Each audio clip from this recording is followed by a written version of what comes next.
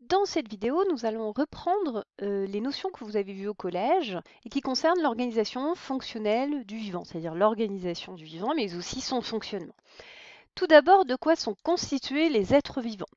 Vous avez vu qu'un organisme, c'est-à-dire un être vivant, est constitué d'organes. Différents organes, type poumon, le cœur, le rein, et chaque organe va être constitué de nombreuses cellules. On reverra tout à l'heure la structure de ces cellules. Alors, tous les êtres vivants sont constitués de cellules, que ce soit les animaux, les végétaux, ou bien des animaux ou des végétaux que l'on ne voit qu'au microscope, parce qu'ils sont extrêmement petits. On les appelle des unicellulaires parce qu'ils sont constitués que d'une seule cellule. Mais que ce soit des unicellulaires ou des pluricellulaires, eh bien, ils sont tous constitués de la même structure de base, qui est la cellule. Je vous propose de découvrir ici la structure de la cellule en 3 dimensions. Donc on va faire une coupe en 3 dimensions, voilà, de cette cellule. Ici, on a la membrane plasmique qui délimite la cellule. À l'intérieur, vous avez un cytoplasme, c'est une sorte de gelée. Puis vous avez plein de petites choses dont on prendra connaissance lors du programme de seconde. Et la structure en rose ici, c'est le noyau qui contient la molécule d'ADN sous forme de chromosome et qui porte le programme génétique. Donc vous avez en tête le schéma de la cellule classique avec la membrane plasmique qui délimite la cellule, le cytoplasme et le noyau.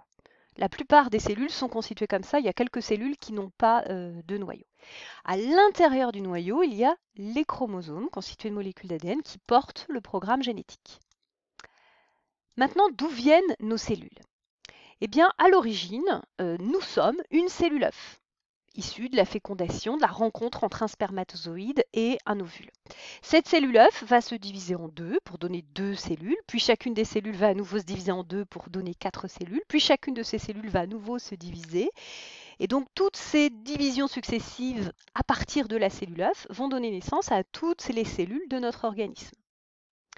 Comment fonctionnent les cellules?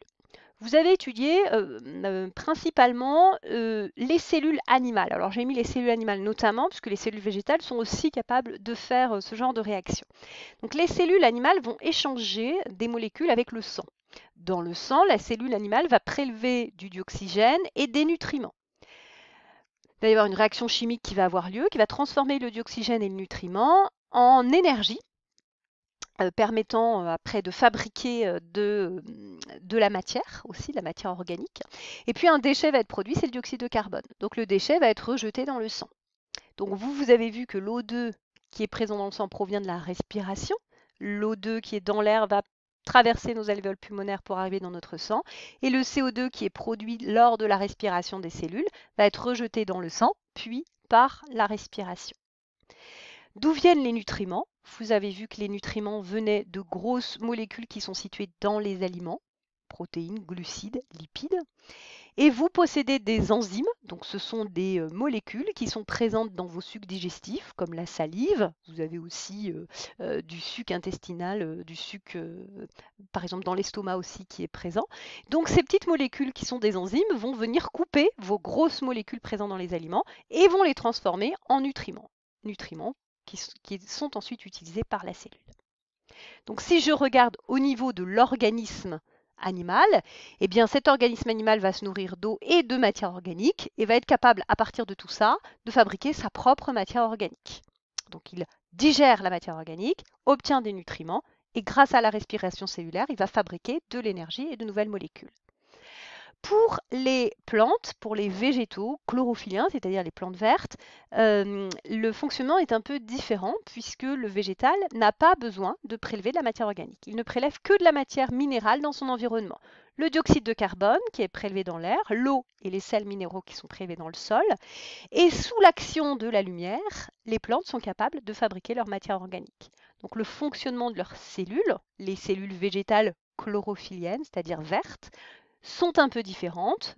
Ces cellules utilisent le dioxyde de carbone, l'eau et les sels minéraux. Et sous la présence de lumière, donc de l'énergie lumineuse, il va y avoir fabrication de matière organique et rejet de dioxygène. Ça, c'est ce qu'on appelle la photosynthèse. Donc, nous avons vu la structure de la cellule et son fonctionnement avec la respiration et la photosynthèse. Et nous avons vu que finalement, la cellule, elle est originaire de la cellule œuf qui va se diviser pour donner toutes les cellules de notre organisme. Donc là, vous avez toutes les bases pour comprendre les notions qui vont être abordées en seconde.